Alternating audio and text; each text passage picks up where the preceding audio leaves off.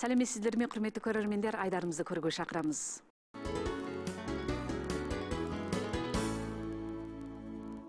Жуықта қазақ шипагерлігін зерттеу орындарының мамандары қазақ шипагерлігінің емдеу әдістерін ретке салу, халық арасындағы шипашақтарды жинау, атау терминдерді арнаға түсіруді тақырып етіп, Санжы облысы мен Үрімжі қаласына қарасты аудандар мен ауылдарды аралап, қазақ шипагерлігін өлчемге түсіру жұмыстарына қозғау салып, жетекшілік етті. Әрі қазақ шипагерлігінің шежіресін жинақтады. Қанекей, енді хабарымызға ден қойыңыздар. Жуықта қазақ шипагерлігін зерттеу орындарының мамандары халық арасындағы рецепттерді жинап, емдеу әдістерін ретке салып, қазақ емшілігіне қатысты басылымдарды естелікке алып, қазақ емшілігінің шежіресін жинап, өлчемге түсіру жұмысын алдымен Санжы облысы Құтөбе ауданындағы емшілерден бастады. Құтөбе ауданы Таспаспалдық ауылы, Теректі қыстағындағы Ясин Шағибұлы, беломұртқа шерше өсуі, суықтан болған буынның қабыну ауруларын емдеуде қазақ емшілігі мен жүңгоша емшіліктерді бірлестіре зерттеп, өнімділігі жоғары дәрі шөптерді пайдалануда, ішкі өлкелер мен шетелдегі серіктестермен байланыс орнатып, бағалы дәрі шөптерді емшілігімізде икемді пайдаланып келді. Таңанын аласың? Таңанын, әрбір жол 2 айда бірге, сонда 6 ай болғанда сиктігі абыртыс қаншалық қалды, қаншалық. Атымазы сұйын жанды бізге тыстап. Мұна 3 желімді бір жол сарырақпен өзінна жұмсатып аламыз. Оны сүйік тоқпын, оны бір қоймалдың бір қай болады, бір түрлі қай болады. Оны мынадыр тақымына теңшеп болғысы, мынадыр бір қосып, ең соңында булаймыз оны, буға. Жығылығы ба, жыңбазы. Ең соңында қайнат қойды, бір замсат қайнағанда мынандай бір дәрі шығады. Қоймалдың шықты ғой. Емді уақытса 2 айдан жоғары жаңағы. Шетін жағатын қосып бір жолды берсек болады, оған кейбір материал қымбат. Қымбат бір. Сондықтан біз жағатын дейкі сіліп қана. Көбінде жағатын береміз. Шетінде кейбір материалдар қымбатса, мысалы мына 6 айдікі 30 миллион келесі. Шен қайдікі жақсы құрт шығады. 260 миллион. Оған елдің жағдайы келмей, біздің амалымыз жоқ, сондықтан жағатын бағаны. Иран қызылгүлі, шұғынық құрты, оғжылан, таспақа желімі, бұғы мүйізі желімі, есек желімі сияқты бағалы материалдарды жіңішкелікпен емшілігіңізге пайдалану әдістері жағынан осы заманғы медицинаның техникалық өлчем талаптарына сай пайдалануға құлшынды. Ал 40 жылдан астам емшілік жұмыстарымен қалың қауымға қызмет өтеген Құтөбе ауданы Таспаспалдық ауылы Дуңгу қыстағындағы Қазым шипагер емханасында шипагерлігімізге қатысты кітаптар, естеліктер, пайдалану материалдары біршама толық сақталған болып, 400 түрге жуық дәрілік материал мен үлгілерді халық игілігіне пайдаланып келген. Тегіндегі біздің заманымыздағы дәрілердің қолданбасы 386 түрлі дәрі бар мына ішінде. Мынау ауыл қыстақ дәрігерлер деген бізге солағы 14 жасында доғдыр болдым ғой мен. Сол кездегі кітап мынау. Қазір мынаны бермей аударып осыны қайта өзім жазып жатырмын рәсми. Мынаны? Мынау үш кітап. Мына жерде жалаң аяқ дәрігерлер қолданбасы деген. Ал енді мына жерде менің заманымдағы жұқпалы бауыр аурудың қолданбасы деген. Бірақ мына осы күнде мынаны біз ғана танимыз, танымайды. Жаңаша жазуы? Жаңаша жазуы. Мынау сүйек туберкулездікі. Bu da жаңаша жазу. Bunu özümüz tanып оқып тұрмыз. Ешкім оқымайды. Кім оқимыз? Мына бүйрек ауру. Міне. Оның өттің дәрісін мынаған шығарып шығады. Мына мәселе қара құйрықтың сідігінен жасаған тәтті құрамның дәрісі. Тәтті құрам. 40 жыл сөйлепсіз. Енді болды, енді кішкене жарыққа шығарып қой. Дұрыс. Сөйту керек. Қазақтың міне табиғи дәрілерінің тарихтан бері істелетін қолыңыздан істеп тұрсыз. Осының бәрін ғылыми жолға түсіп өлшемдесін. Енді әзірге мына амалдарда болады енді, бірақ әзір енді ғылым дамып кетті. Соған ілесу керек, қоғам дамып кетті, адамдардың талабы жоғарылап кетті. Сондықтан қораптайтын қораптап қаламай жолмен. Мынау қазақ емшілігінде көп істетілетін сыр деген нәрсе. Сыр. Тыныш жолға мұнған, туберкулез, осы сияқты қойдың құйрық майына өлтіреді. Үрүмчи каласы Мичуан Дуңсан районуна карасты Теректи ауылындагы Бакаран дөйдөгүлү ата-бабаларынан калган эмчилик өнөрүнө мурагерлик этип, тарыхта Ирин кабырга баурайына танылган дөйдек аксакалдын 200дөн астам шөп дарысы мен кунду деректерди жадында сактап пайдаланып келеді. Мына түртүл боюнда нетти, мынадар да жуасы, жуа тукумдастар. Мына канча грамм бир жылда? Не болмаса канча мыскал, өз өлчөм бар го. Соған айды тиыл алып бұдан кейін. Содан кейін мұнан өлчөп алып, бір жылда бір адам істейтін мөлшері қанша, анадан қосатын мөлшеріңіз қанша, мынадан қосатын мөлшері қанша. Сөйсеңіз мынау ғылыми болады. Содан кейін оны ана балаларға мынадан бәлен грамм дейсеңіз болды. Одан ол балалар өзі анадан ұнтақтап қойғаныңыздан граммдайды да қоссын. Тез болады, оңай болады. Мәселен, ауру түрлері не дейді? Жаңа сіз мынаны жел қуар деп жазсыз. Кітапта жел айдар. Ал енді осыны қайсысын істетіміз керек. Мынау тұрақтанып керек. Одан кейін, мана Чипагерлік баянды өте бейдақ атамызда бұны қалай атаған? Омен салыстырамыз. Сонымен кітаптағысы, халық ішіндегі атау, одан кейін бұрынғы замандағы атау, осы жиып болғанын мамандар отырып, соны тұрақтандырамыз. Мұнан не жел айдар дейік, не жел қуар дейміз. Тұрақтанып болғаннан кейін бұны мемлекетке тапсырамыз. Қазақ емшілігін дамытуда, әрине емшілігімізді арнаға түсірумен бірге, өзге ұлт емшілігінде жоқ ерекше емдеу әдістерімізді де жалғасты ашып, зерттеп, оның құндылығын танып, техникалық пайдалану әдістерін меңгеруіміз керек. Қазақтың көне емшілігінде алмас, сынап, кепіріш, сыр, ашутас сияқты химиялық дәрілерді үстке шалып, ұнға орап, етке орап, май өлтіріп пайдаланған. Міне осындай химиялық дәрілерді өлтіріп пайдалануды игерген Фукан қаласы Шүймөгу ауылындағы Азат Құрманғазыұлы да бұл өнерін қазірге дейін салмақты науқастарды емдеуге пайдаланып келеді. Азат деген жақсы. Азаттағы мынау енді халық емшілер көп дәрілер істеді. Кейбіреу кісілер химиялық дәрі істеді, кейбіреу өсімдік істеді, кейбіреу хайуанат дәрі істеді. Енді кейбіреу басқа түрлі дәрі істеді. Енді көбінше өзіңіз осындай көп ауылдарды абайлайды екенсіз. Қандай дәрілер істедіңіз сонда? Көбінесе мына шөп дәрілерді істетеміз. Өз табиғи тауларда көбін өзіміз теріп аламыз енді. Енді бір бөліммен сатып аламыз. Енді мына хайуанаттардың әрбір мүшелерінде көп істетеміз. Бұрын ежелден бұл тарихтан бері істетіліп келе жатқан.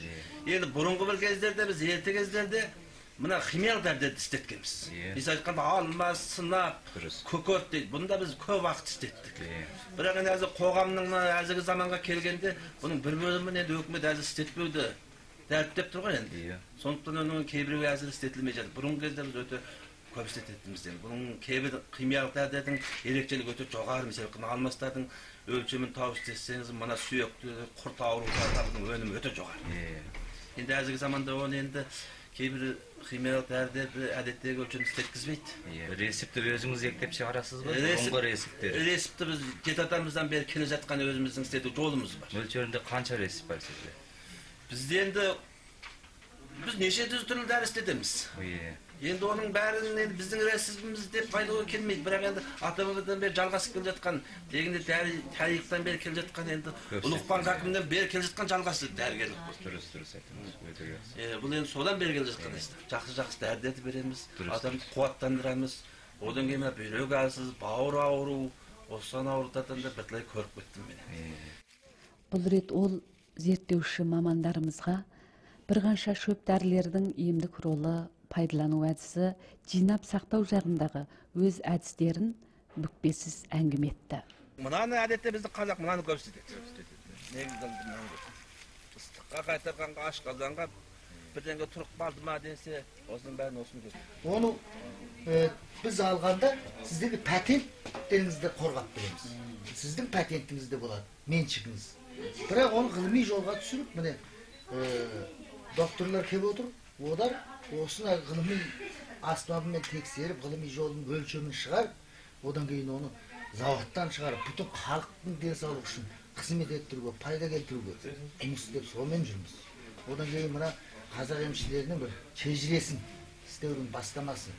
Енді әзір оның сыртында атау термен Мәселен, кейбір аурулардың аты әзір оқшамай жатыр. Осыларды тұрақтандыру. Ол бұл мемлекеттің талап ету. Сізден ерекше бір нәрселер болса, алып, жазып сызып бар. Содан кейін оны жоғарыға жолдаймыз. Біздің қазақ емшілігінде мұндай ерекшелік бар. Ол мынау өлшемі мынау. Одан кейін оны қорғау. Одан кейін сіздердің бейзаттық мұраға жолдау жұмысы бар. Сіздер сөз жоқ бейзаттық мұраға жолдау керек. Жерлік орын. Біз сен соған жетекшілік етіп, ол деген нағында атадан балаға жалғасқан білім. Мамандарымыз жалғасты Жемсары, Шонжу, Мори аудандарындағы бір бөлім халыққа танымалы шипагерлермен халық емшілерін аралап, аурулармен емдеу әдістерінің ескіше аталуын, дәрі-дәрмектердің атын естелікке түсіріп кеңес алды. Сіздің атыңыз кім? Атым Махмұт. Махмұт кім? Махмұт Мұстатұлы. Қазақ емшілігі деген бұрыннан болғанменен тарих ұзақ болғанмен жинауы жоқ болған. Енді қазір мына 6 ай қазақ емшілігін кейін біз көп тебіренушілік пайда болды. Содан бері қарата қайтадан біз осының 109-да қайтадан түсіп, осыны апарып жатырмыз. Әгер салыстырып көрген кезінде бұның ғылымилығы жоғары. Біздің туып өскен жерімізден, туып өскен мекенімізден осы жерде жасап жүріп, тау мен таста жасап жүріп, өз дауалап, өз дәрісін өзі істетіп кеткен. Енді бұның бар жинақталмаған, бірақ әзір осыны менден осы жасқа келгеннен бері қарата енді бұны мен де бұны 20 жыл болды осыны жинағаныма. Мен қазір осыны бір кітап шықтым, бір кітап болды. Соның дәрісі қайсы, шипасы қайсы, қайсыны қайсыған қосады. Оны өзі мен бір күн сөйлесем де кітабыма қарап отырып сөйлеп бере аламын. Енді біз осы арғы тегіміз айтса осыменен кәсіп еткен адамдар екен. Оның кезінде біздің әкелеріміздің айтуында бұрынғы ата-бабаларымыз мына солағы қазіргі мына қант құрамды. Бұны бұл кісі тексеріп көріп қазақша атауы бой көздейді екен. Біз осыған қара құйрықтың сідігімен қайтардық деді. Оны қайттыңыз дегенде қара құйрықтың сідігі қайтып алады ол қашып жүрген аң дегенде бұның кекесі қыста сорғып бір жерге ғана сиетін. Қара құйрықтың сарығы дейді. Сол сорғып болады екен ғой. Оған айырым адам орналастырып, құм жерінде осында болады екен. Өзара үйренгеннен шөп дәрілер тану жағынан болсын. Одан кейін әгіндей кітап ашып, оны ортақ үйрену. Осы жолғы мынау оқу тарихы барлар биылғы имтихан берген кезде Санжы облысынан барған 23 оқушы 22 өтті. Бұның бәрі де өстіп бірлікте өзара үйренудің арқасы. Енді осындай атадан балаға жалғастырып келе жатқан осы бір қазақ емшілігін әзірген дәуірде Құдайға шүкір мына кітаптары шықты, назариясы тұрақтанды, оқулықтары бар. Бұны үйрену керек. Алтай аймақтық қазақ шипагерлігін зерттеу орнының бастығы Қайрат Қалимоллаұлы, автономиялы райондық қазақ шипагерлік зерттеу орнының докторы Болат Макабылұлы қатарлы мамандарымыз халық емшілерінің қазақ шипагерлігін өлшемдестірудің маңыздылығын түсініп, емшілеріміздің ат салысып, қолдап қуаттауын үміт етті. Толымдылық кірешкеңіз. Енді мына көп сол қызмет істеу кірешкеңіз. Жүргізу. Мұнан алғаннан кейін сіз сол жоқ осы кәсіп істеуіңіз керек. Мынау сіз енді оны істемей қойып қойсаңыз тұра береді. Бұл сіздің документіңіз, доғдырмын деген. Енді мынаны алғаннан кейін сіз бірақ жалқалып жатып қалмай, әртүрлі қазақ емшілігінің үйренуіне қатынасып тұрасыз жылы. Тишу жоқ, үйде жалғастырасыз. Нөмір алып тұрасыз. Әйтпегенде мынаны тағы да мынаны кейдегі тізімде жұмыс қылған кезде оны сұрақ қалатын жері болады. Ой, неше жылдан бір үйренуге қатынасты ма жоқ па деген, доғдырлық заңда тұр ол. Барлық доғдырға ортақ. Сондықтан бұдан кейін бір жылда бір рет ашылған үйренудер әзірде ашылып жатыр, қатынасып қойсаңыз болады. Келер жылдары енді осы атадан балаға жалғастырып келе жатқан емшілерді енді жоғарыға айтылып жатыр басшылар. Осылардың енді бір имтихан алу, куәлік беру, жолын табуды жоғарыға айтылып жатыр. Көп жыл болды бұны айтылғар. Келер жылы жолға қоямыз деген сөз бар. Біздің мемлекетіміз енді бұл жағында жақсы саясат беріп жатыр. Ол қалай дегенде, осындай ұлттық емшілікті құтқару керек. Оны ұрпақтан ұрпаққа жалғау керек, оны ғылыми жолмен ашу керек, оның өлшемін шығару керек деп жатыр. Енді әнтек сол кінешкеге біраз тоқталып тұрған жағдай бар, оны жаңа мен айттым, жоғары жақ бұны енді шешеді, меніңше. Осы күйінде бұны қойып қоймайды, өйткені партияның бұл жағындағы ұлттық медицина саясат өте керемет. Бұл реткі Санжу өңірін негіз еткен қазақ шипагерлігіне қатысты зерттеу жұмыстары кейіндеп қолға алынған болса да, Санжу облысына қарасты аудан ауылдардағы емшілердің белсенділікпен сәйкесуінде қазақ шипагерлігін арнаға түсіру жұмыстарына қосқан үлесі зор болды. Біз одан игіліктеніп жемісін көрдік, және қазақ емшілігін жалғас дамыту үшін біз неге ат салыспаймыз? Менің куәлігімнің бәрі толық бола тұрса да, және мен секілді және осындай өзі жолдастар болсақ, қатарға қосып жетектейік деген оймен біз Санжу облысының Жемсараудан Чәнзіге ауылдығына 20 қанша адам ертіп барып, сол мына қазақтың атауына шөп-дәрінің терминдерін өлшемдестіру деген талқы жиыны ашылып, естелік алып, көптеген дәрілердің көне атамұрамыздан қалған есімдікке осыны естелік алдық бұны. Орталықтан әр ұлт шипагерлігін дамыту жайлы арнаулы құжат шығарылып, қазақ емшілігі дамыту жұмыстары қолға алынғалы 30 жылға жуық уақыт болса да, қазақ шипагерлігін өлшемге түсіру жұмыстары әлі де кенжелеп, аяқ алысы баяу болып, мемлекеттік өлшемнің әлі де жасалмағандығы, емшілігіміздің дамуына, танылуына кедергі болып отырған түйінді мәселе екендігін танып жетуіміз тиіс. Алдағы жерде қазақ шипагерлігін зерттеу орындары халық емшілерінің құпиялығын сақтау негізінде рецепттерді жинап, атау терминдерді өлшемге түсіру, шипашақтарға ат қою, патент құқығына өтініш ету арқылы халық арасындағы емшіліктерді жинап, қазақ шипагерлігін өлшемге түсіру жұмыстарына, емшілік кітаптардың құрастырылуына, қазақ емшілігінің қарқынды дамуына жетекшілік етіп отырады. Бұл үшін барлық халық емшілері қазақ шипагерлігімен шұғылданып отырған шипагерлік орындар мен шипагерлеріміз ортақ күш шығару керек.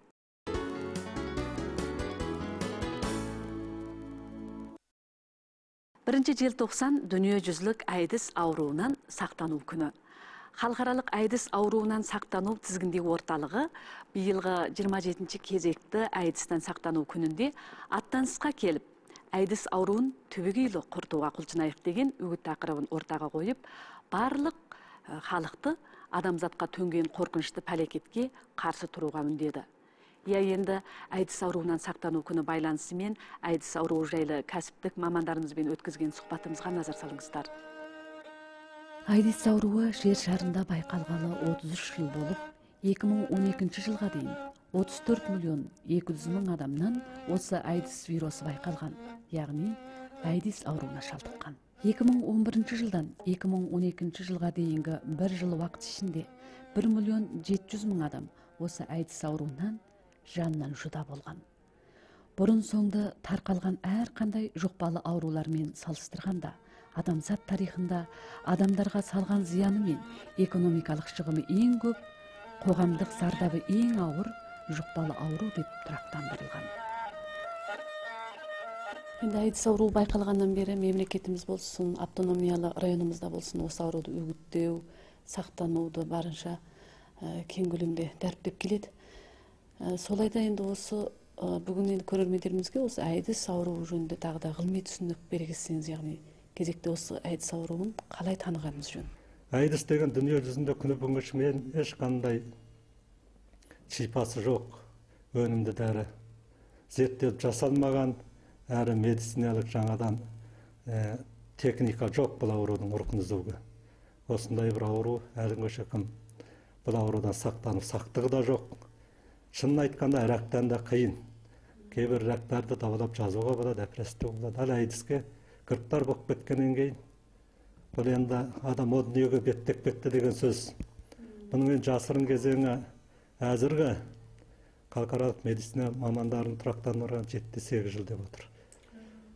Яки бұл 7-8 жыл деген сөз адамдардың өз денсаулығына байланысты нәрсе бұл. Денсаулық әлсіз адамдар одан да бұрын ауруға кіріптар болып кетеді. Ауру бейнесі байқалған ұзақ жасай алмайды. Яғни өнім дәрі болмағаннан кейін бұл адамдар негізінен қайтыс болып кетеді.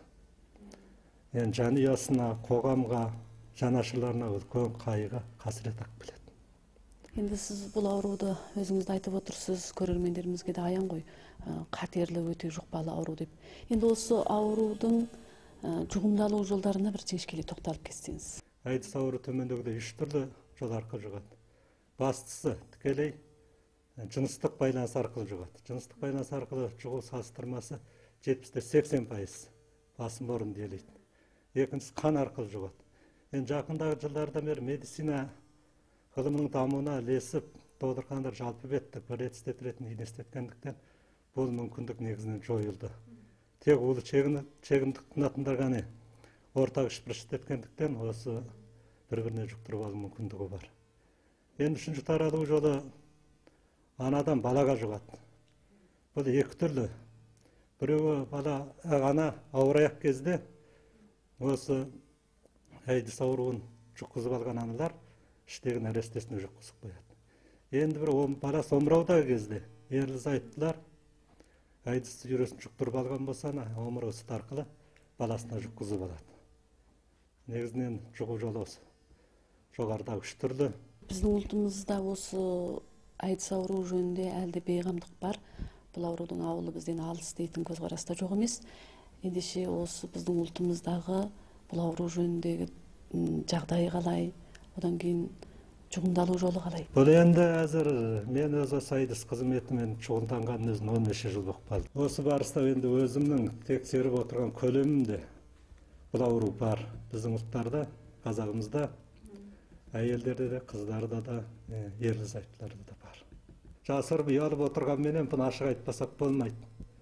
Бұл енді AIDS ауру әзір қаладан далаға, адам көп жерден аз жерге, яки сақараға, қостарға шекін барып болды деп ашық айтуға болады. Өйткені біздің малшыларымыздан да шығып қалып жатыр. Негізінен 20-40 жас аралығында осы бірлік адамдарды өзі кеткен. Енді таралу жолы негізінен әзірге біздің жалпы беттік осы завод қызмет істеу барысында, AIDS ауруын тексеру барысында анализ жасауымызша 2 түрлі болған.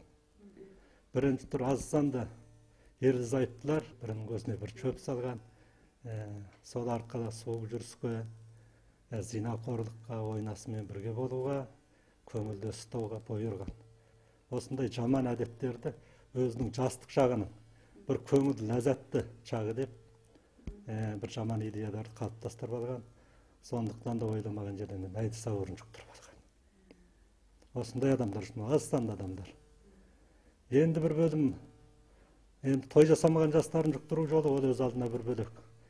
Аз санды, азғын жастарымыз түнгі сауыққаналарға, мейман сарайларына, көңіл ашудың орындарына бейім болды. Басқалардың арсыз, жағымсыз қылықтарын жастық жақтың ләззаты деп танып қалды. Сондықтан бір бөлім бойжеткендеріміз ақшағұмарлыққа басты, бір бөлім жігіттеріміз де басқалардың кілеңсіз әгіндей қалыпсыз қылықтарына елікту ахуалы болды. Жігіт қыздарымыз осы арадан аттап, намысын таптап, қалталылардың мазағын айланды. Жігіттерімізде түс жүрген жоқ. Жеңілтек бойжеткендермен төсектес болды. Осы арқылы енді AIDS ауруын жұқтырып алған өздері де білмей қалды. Еліміз AIDS ауруынан сақтану тізгіндеу қызметіне ерекше мән беріп, 31 өлке қалаларға қарасты аудан, ауылдардан AIDS ауруынан сақтанып кеңес беретін 8979 емдеу орнын құрып, арнаулы кәсіптік шипагерлерді орналастырған. Алайда, күні бүгінге дейін бұл аурудан сақтанатын вакцина, шипа боларлық дәрі-дәрмек зерттеліп шықпады. Ауруға шалдыққандар тек қана ауруға қарсылық қуатын арттыратын дәрілерді тұтыну арқылы ғана ғұмырын ұзартуына болады. Ал дене қуаты әлсіз адамдар бұл вируспен жұғымдалғаннан кейін 4 жыл ішінде қаза табатындығы шындық. Енді біздің ұлтымыздың осы мұралдықты дәріптеудегі асыл дәстүрі бар. Енді дәстүрге жүгінетін болсақ, әрине бұл аурудан әбден сақтануға болады екен. Онда осыдан сақтану жөнінде бір жіңішкелей тоқталып өтсеңіз. Бұл қазақ ұлты жұқпалы ауру жөніндегі танымы өте ұзақ тарихқа бір ұлтпыз. Соны 1472 жылы жазылған Өтебойдағы атамыздың шипагерлік баянында осы жұқпалы аурулар туралы өте тұжырымды мазмұндар бар, әрі осыған айырым тоқталған. Сол кезде осы жыныстық аурулар жөнінде де айырым түсініктеме берген. Мәселен, ол кезден AIDS ауруы болмаған менен сифилис деп қояды, мерез яки қанша миду дейді, жіңішке ауру дейді, яки қарақаптал деп айтады кейбір кезде. Қанжылдар миду лимбинг деп қояды. Осы аурулар бар екен, ана кітапта ашық жазылған.